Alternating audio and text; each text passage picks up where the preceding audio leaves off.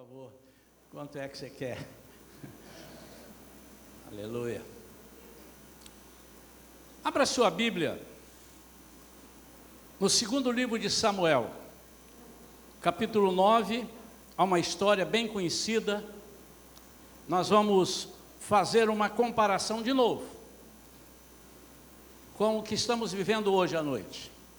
Com o que vivemos de manhã, fizemos uma comparação sobre a mesa do Senhor, e hoje à noite faremos também essa alusão.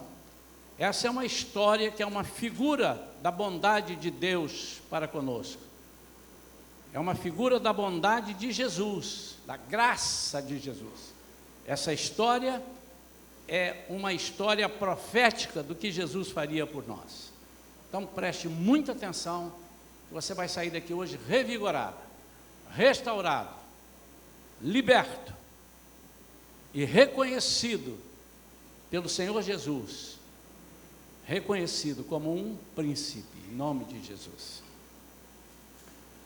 Segundo Samuel 9 diz assim: certa ocasião, Davi questionou a si mesmo: será que alguma pessoa da família de Saul ainda vive?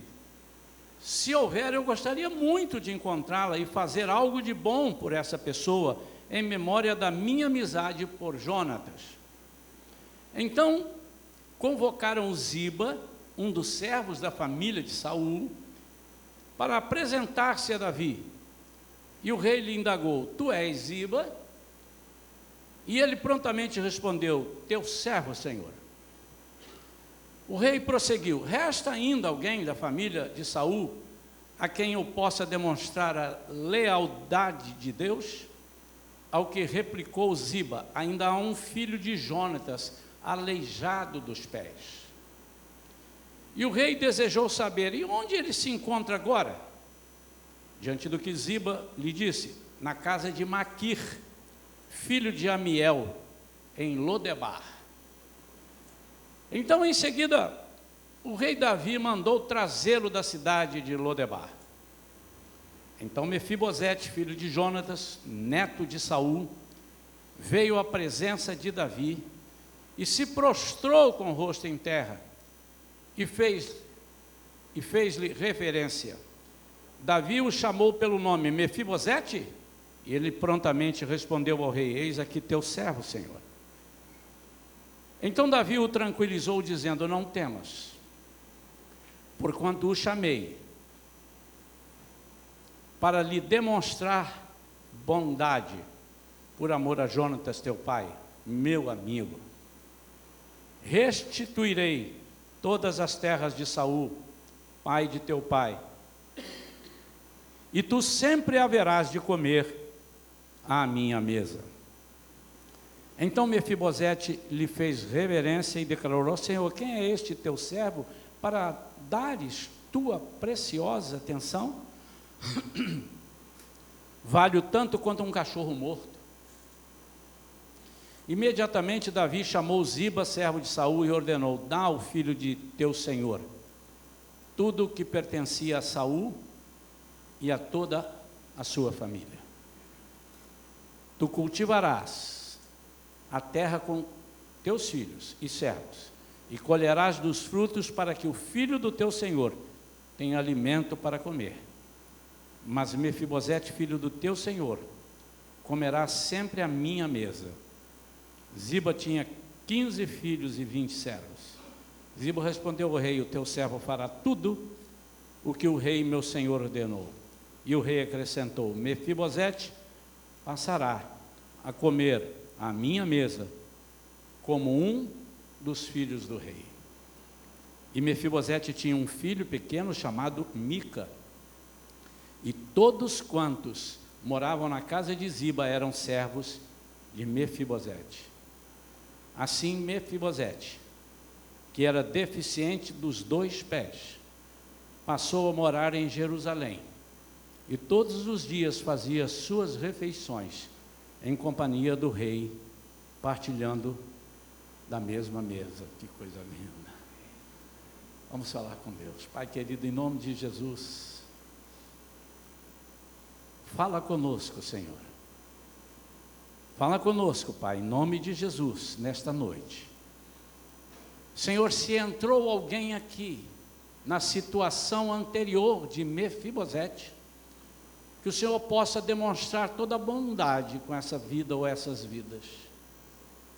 Que haja, Senhor, uma restauração, que haja, Senhor, a manifestação da Tua graça, e que vidas aqui saiam não só alimentados pela Tua mesa espiritual, mas que saiam certos de que o Senhor não nos abandona, e que em todas as coisas o Senhor nos restituirá aquilo que o inimigo tenta ou tentou nos levar, em nome de Jesus, amém? Que história linda. Isso aqui, como eu disse, é uma das figuras. O Antigo Testamento, ele tem o sentido de apresentar o Novo Testamento, né? Ele apresenta aquilo que Jesus representaria para nós. Essa é um dos episódios proféticos que mostra o amor de Deus. Nós estamos vivendo tempos de desamores, tempos onde as pessoas pensam mais em si do que nos outros, tempo em que pessoas são mais egoístas, pessoas andam com medo de demonstrar, ou sem tempo de demonstrar amor. Essa é uma história que ela começa quando o rei Saul é morto, juntamente com ele, todo o povo, sobra esse menino, todo o povo dele morre, exceto esse menino, e obviamente essa pessoa que ficou tomando conta, Ziba, tomando conta e passou a trabalhar para Saul. Interessante que ele era uma pessoa normal, ele era o herdeiro, provável herdeiro do trono. Saul era pai de Jonatas, que era muito amigo de Davi. E lá atrás, Davi havia jurado fazer por Jonatas o que ele pudesse, quando ele assumisse o trono. Essa é a primeira semelhança, quando Jesus nos promete subir, ir ao céu, voltar depois e nos buscar para morarmos com Ele, para participarmos da mesa dele, a mesa do Cordeiro, da bodas do Cordeiro, e nunca mais deixarmos de comer com Ele, nunca mais deixarmos de participar com Ele, na vida diária, num lugar que é muito superior a qualquer outro lugar que possamos pensar. Acontece que, depois que Davi assume, ele começa a pensar, estava narrado aqui logo no primeiro versículo, será que há alguém da família de Saul? Por que ele faz essa pergunta? Porque ele queria abençoar. Mas normalmente, as pessoas que restavam da família do rei deposto, do rei que foi morto ou deposto, o rei que assumisse ali, eles procuravam eliminar completamente aquela família, para que não houvesse uma reviravolta e eles não viessem tomar o trono novamente. Então, tem alguém vivo, é para matar. Mas não era o caso de Davi aqui, ele não tinha esse coração, não estava com esse coração. Mas ele pergunta se havia alguém, e alguém disse assim, o filho de Jonatas. Eu imagino que quando disse filho de Jonatas, aleijado dos dois pés, Davi deve ter tomado um susto muito grande. E ele deve ter sido impactado, porque a amizade deles dois, ele e Jonatas, era muito grande. E Jonatas chegou a dizer para ele no passado que abriria mão de assumir o reino para que Davi fosse. Davi não era filho de Saul, mas ele tinha sido ungido o rei, ainda não havia tomado posse, foi perseguido pelo pai de Jonatas, mas Davi nutria essa amizade ainda, e ele queria saber: há ainda alguém? Eu preciso saber se há alguém. Certamente ele já sabia que Jonatas havia morrido, ele já sabia que Saul havia morrido, ele assume, mas há alguém ainda da descendência.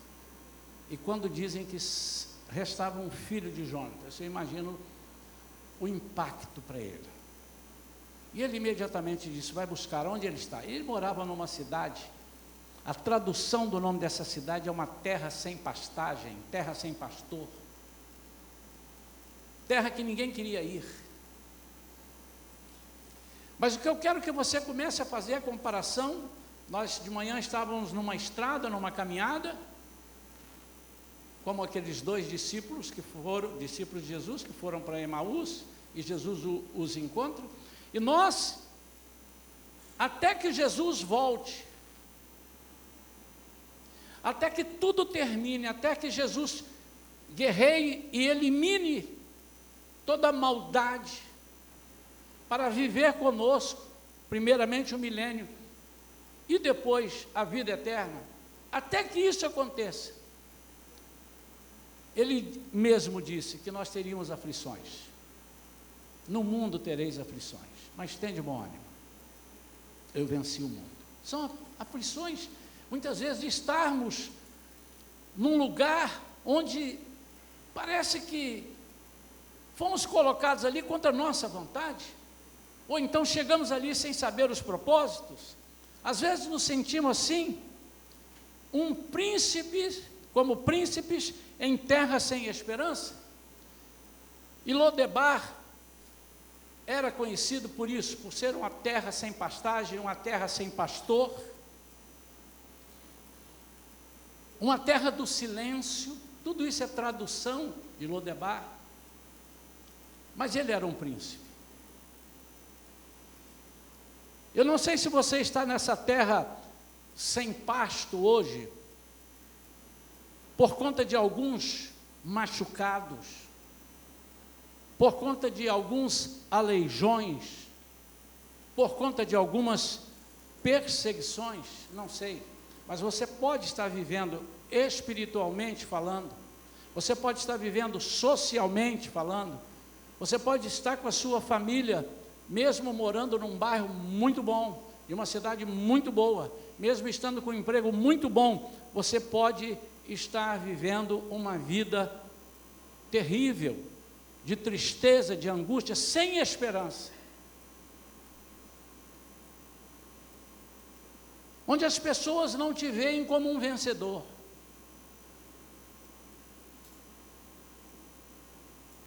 onde muitas vezes você se sente um rejeitado,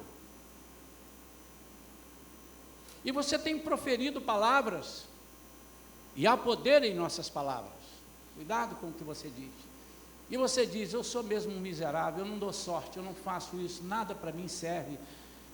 Você tem profetizado em sua vida, você tem se perguntado: por que eu estou nesse estado? O que aconteceu comigo? Será que eu não vou ser restituído um dia na posição que eu deveria ser? Essa é uma das coisas.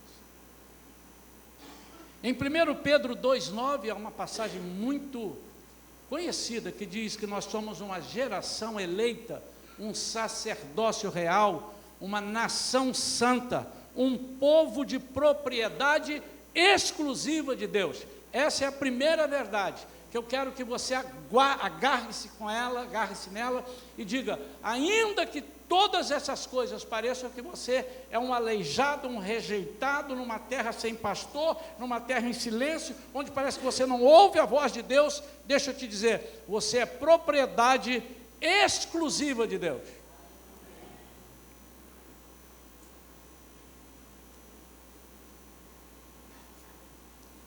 Por mais que não acreditassem em Mefibosete, a verdade é que ele era um príncipe. A segunda coisa que eu quero que você anote é que não importa onde você esteja e onde você viva, eu quero que você viva como príncipe. Eu quero te sugerir isso. Viva como príncipe. Não importa onde Deus te coloque. Não importa onde você vai parar por algumas coisas. Não importa o que alguma circunstância da vida faça de você momentaneamente. Não deixe de testemunhar sobre sua vida. Não deixe que as pessoas se esqueçam quem é você. Deus vai te honrar. Eu imagino que aquele menino, ele foi para lá menino, agora ele já tinha um filho. Então, casou-se. Mas quantas vezes alguém perguntou, estamos conjecturando aqui, lendo as entrelinhas da Bíblia, quem é você? Eu sou Mefibosete. O que você faz? Eu sou príncipe. Príncipe.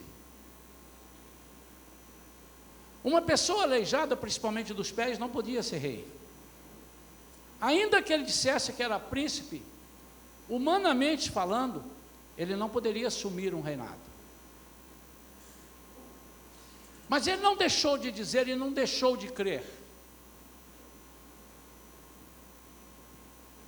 Ele não deixou que o inimigo ou que as circunstâncias apagassem da vida dele, da memória dele, de onde ele veio. O que foi feito por ele. Não importa se você está no deserto, longe e escondido, a graça de Jesus vai te alcançar.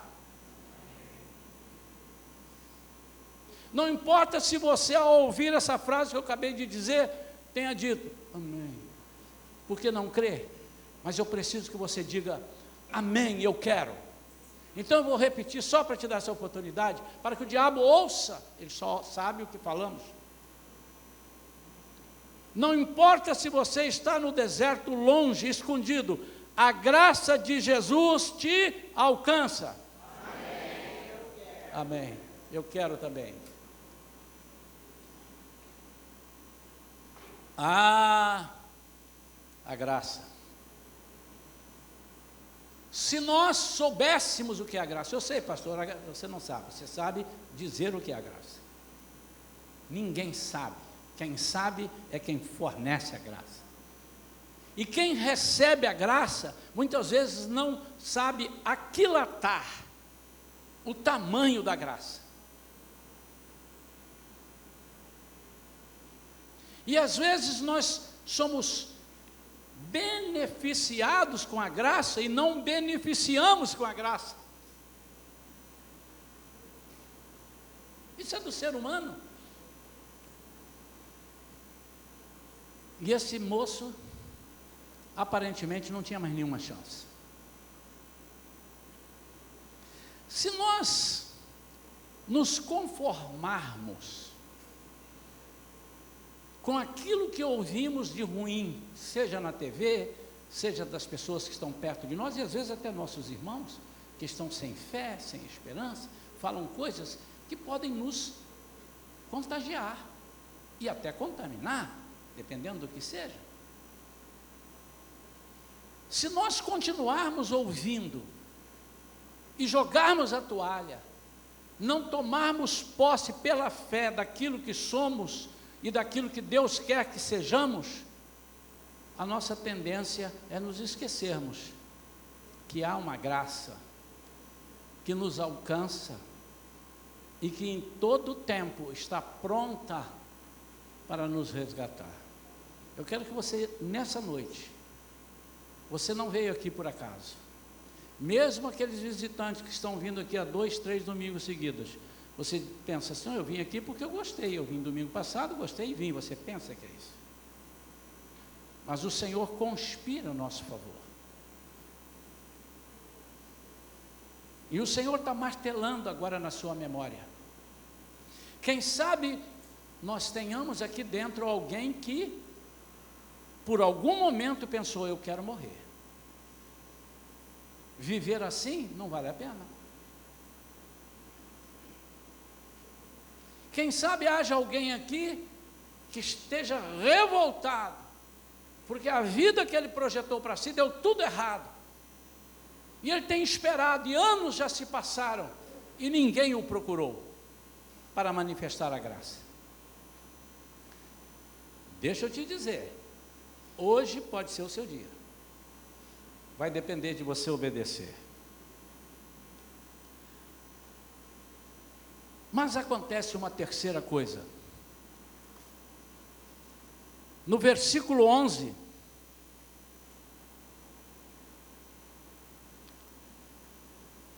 na parte B, nós vemos uma promessa do rei, e diz: Mefibosete passará a comer à minha mesa como um dos filhos do rei. A terceira coisa que eu preciso que você anote é que o rei te chama para a dele, mesa. Hoje nós estamos aqui celebrando a ceia do Senhor, e daqui a pouquinho o rei vai te chamar.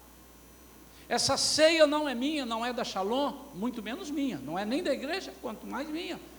Essa ceia pertence ao Senhor, pertence ao Rei Jesus, e Ele vai te chamar para vir aqui, mas eu quero que você perceba que a sua vinda aqui não vai demorar mais do que 30 segundos, onde você vai receber o pão e vai receber o cálice, e vai voltar para o seu lugar, mas profeticamente, você estará vindo e ouvindo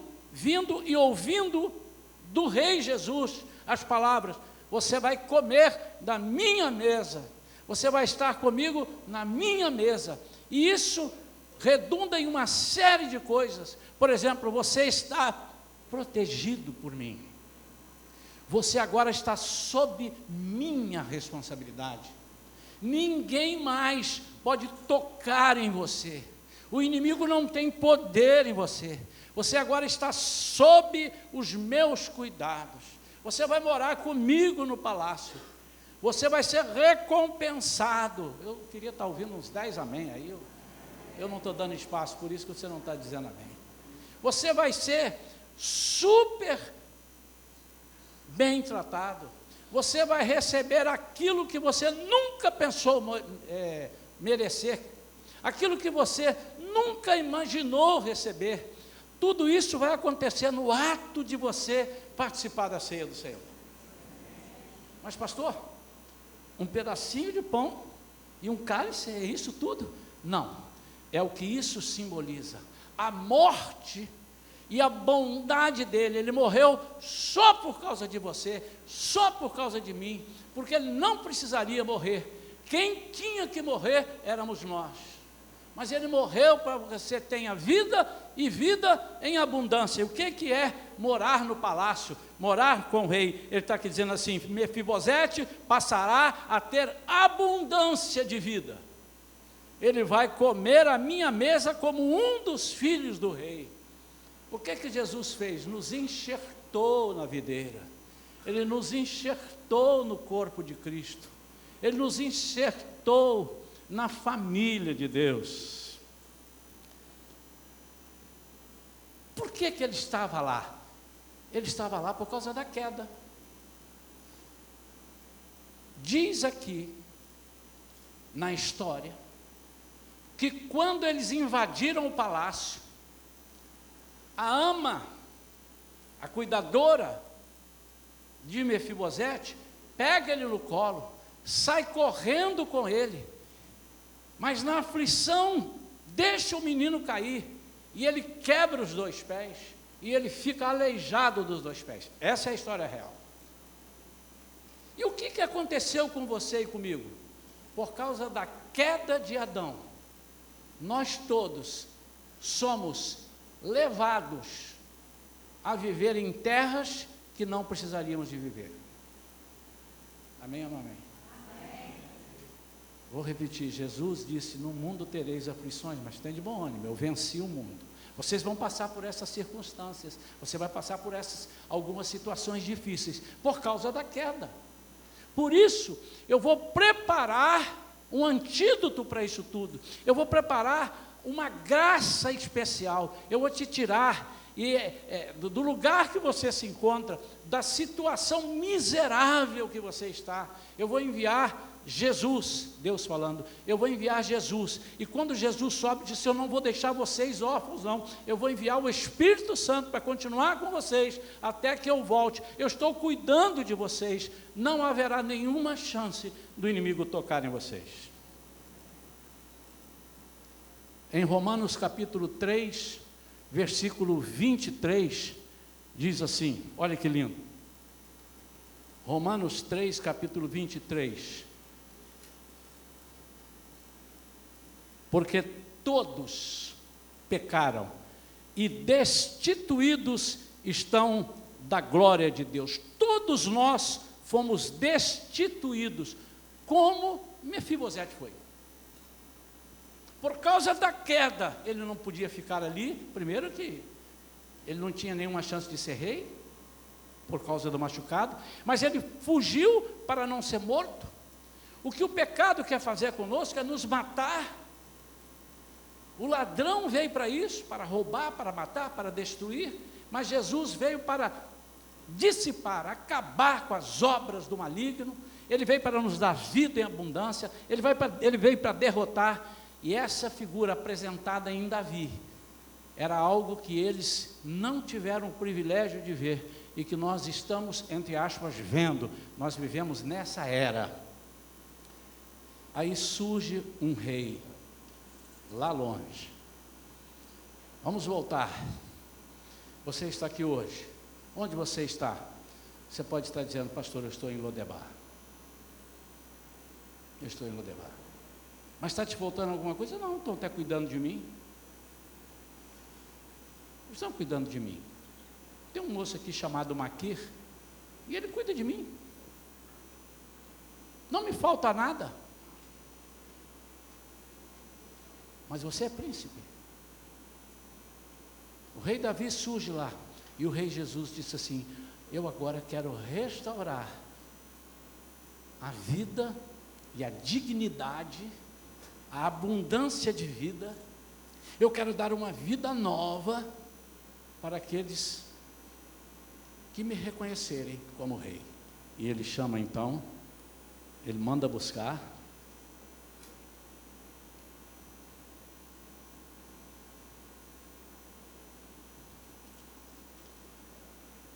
então Mefibosete, filho de Jonatas, neto de Saul, veio à presença de Davi. Você hoje está na presença do rei. Daqui a pouco ele vai te chamar aqui para a mesa. E se prostrou com o rosto em terra. O que diz isso? Humilhação. Isso significa dizer: eu reconheço que eu não sou capaz de sair, eu não sou capaz de ser restaurado por mim mesmo. Nenhum de nós consegue. Você não pode fazer por você aquilo que Jesus e só Ele pode fazer. A única coisa é que você tem que se render. E ele disse: aqui está o seu servo, Senhor. O que você precisa é reconhecer que Jesus é teu servo. Então Davi o tranquilizou, dizendo: não temas, porquanto o chamei para ele demonstrar bondade. Por que Jesus quer nos tranquilizar hoje? Porque nós vivemos sob ameaças. Nós vivemos ouvindo coisas horríveis, na televisão, na rua, nas ruas. Nós ouvimos dizer: o mundo está assim, vai piorar. Sim, mas não para mim. Nós somos cidadãos do céu, nós pertencemos a uma outra pátria. Nós pertencemos a uma família real, já lemos aqui, a um sacerdócio real. Pertencemos, irmãos, amém ou não amém? Pertencemos.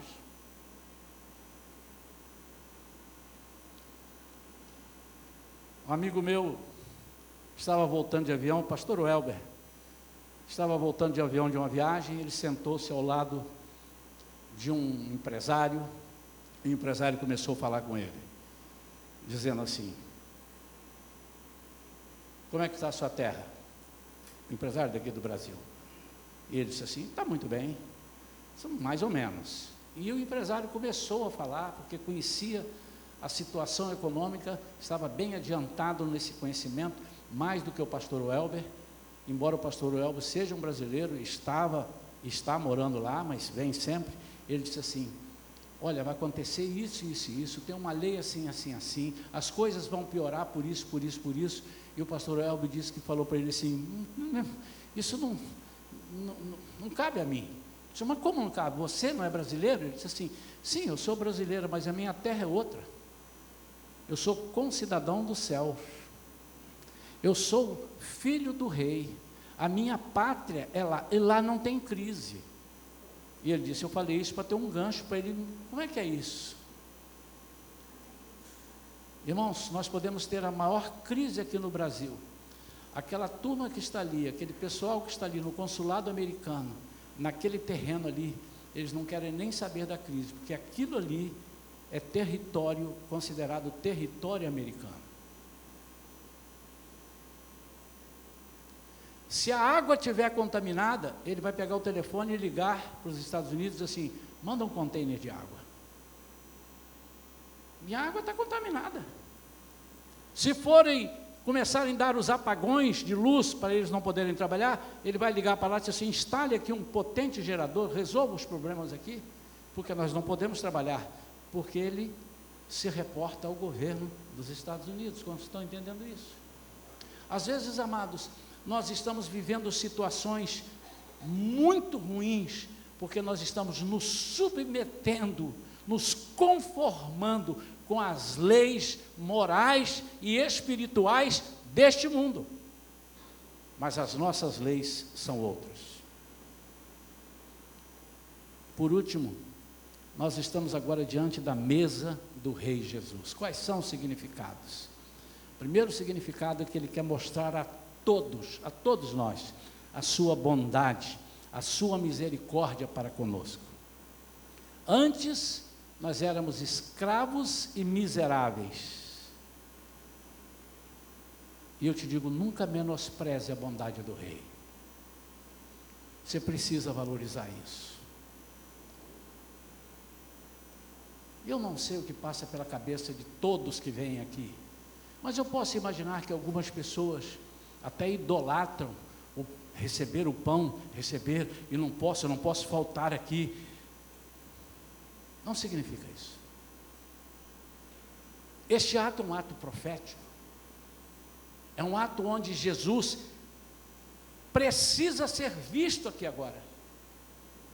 Você, pelos olhos da fé, precisa olhar para cá e entender que quem está aqui é a pessoa de Jesus, dizendo, coma deste pão e beba deste cálice, porque isto é que está na minha mesa, e é disto que vocês comerão, à minha mesa futuramente.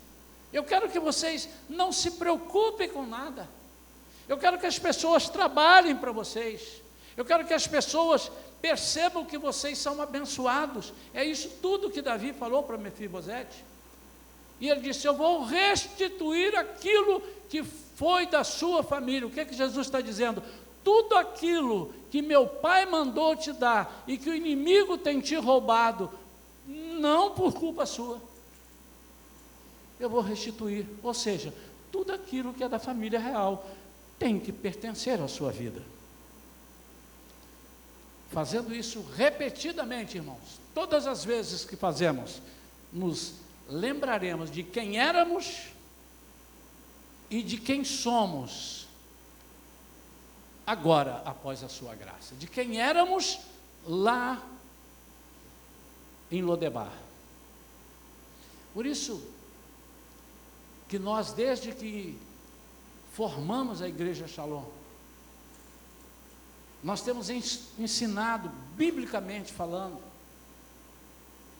que toda pessoa que estivesse se sentindo inferior, em pecado, não deve deixar de participar da ceia, mas não deve vir do jeito que está, sem tomar nenhuma atitude.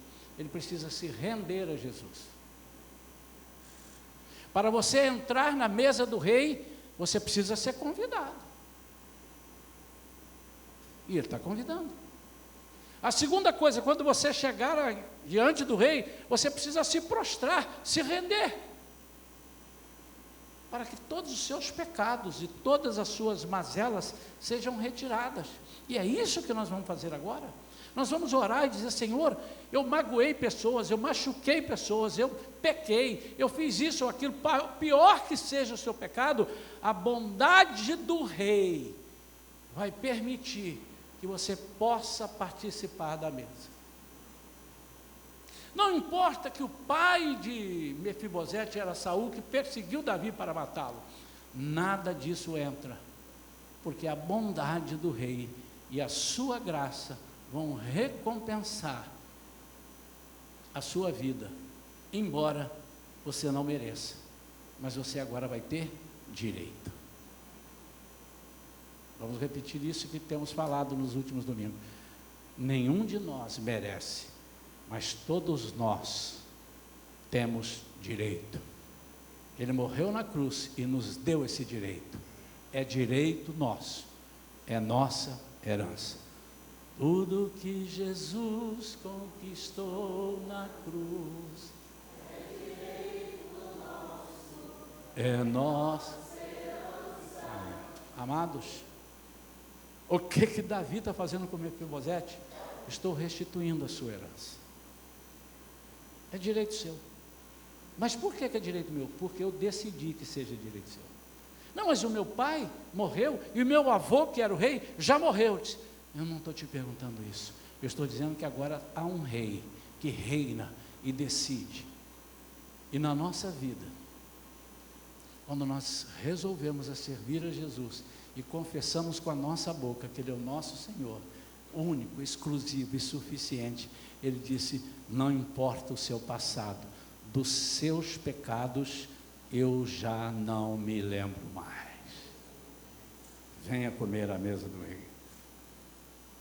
Fazendo isso repetidamente, nós nos lembramos de quem éramos antes de vir para a mesa do Rei.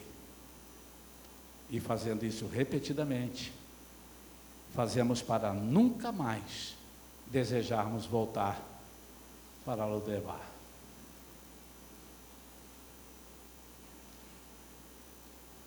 Antes de participarmos da ceia, eu não posso deixar que a dúvida te impeça de acreditar que um mensageiro está aqui dizendo: o rei te chama. Quem foi lá buscar Mefibosete? Você prestou atenção na leitura? Foi o rei Davi que foi lá? Não. Ele mandou um mensageiro. E ele poderia dizer: nem pensar, não vou lá, me esquece. Como é que você me achou aqui? Não quero ir, eu estou muito bem aqui. Essa é uma opção que você tem. Você pode dizer: eu estou muito bem, deixa eu quieto com o meu problema. Não mexe nisso tão. Isso já me deu tanta tristeza toda vez que eu lembro disso. Há poucos dias atrás, aqui na igreja, aqui na igreja, uma pessoa conversando comigo disse: pastor, eu não quero ficar mais aqui na igreja.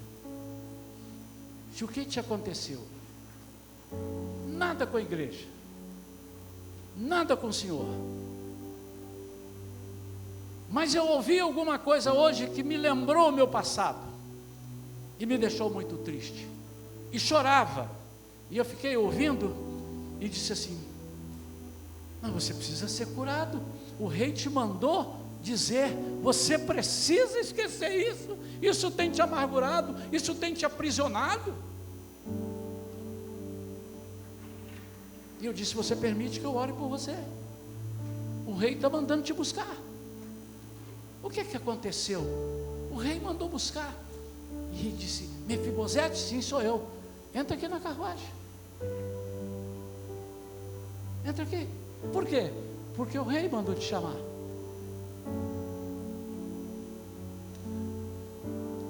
Eu sou esse mensageiro hoje. Eu não sou o rei Jesus, mas eu sou o mensageiro dele. E ele mandou te chamar. Quantos Mefibosetes será que temos aqui hoje?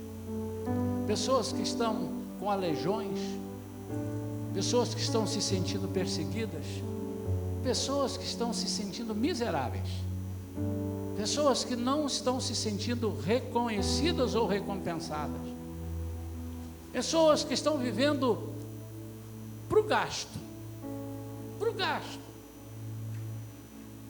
Pode ser que você ainda não esteja pensando em dar cabo da sua vida, pode ser que não, mas você também está mais ou menos. Você não tem projetos, você não tem alegria, você não faz contas para frente. É para você que eu estou falando, é a você que Jesus manda esse recado. E eu queria que nós agora ficássemos de pé. Antes de participarmos da ceia, eu quero fazer esse apelo. Eu quero orar por aqueles que precisam de alguma restauração em sua vida, seja o que for. Note, a carruagem chegou lá e Mefibosete podia entrar ou não entrar, ele entrou. Agora você decide. Então, se você precisa dessa oração para o Senhor restaurar alguma coisa, sua autoconfiança, sua fé, sua coragem, seja o que for, você não está vivendo na plenitude do Espírito por alguma coisa que te fizeram, você não tem culpa, ou teve, também não interessa, não importa. Eu queria te chamar para vir aqui, mas venha correndo, não demore em vir não, sob pena de o inimigo falar para você: você está vendo? É melhor você ficar assim. Sob pena de Jesus, numa oração sua, dizer assim: mas por que eu te chamei e você não quis? Por que você não quis receber a graça e a minha bondade? Então, em nome de Jesus, com a autoridade do Espírito Santo nessa noite, eu te chamo, dê um passo até aqui, eu vou orar pela sua vida.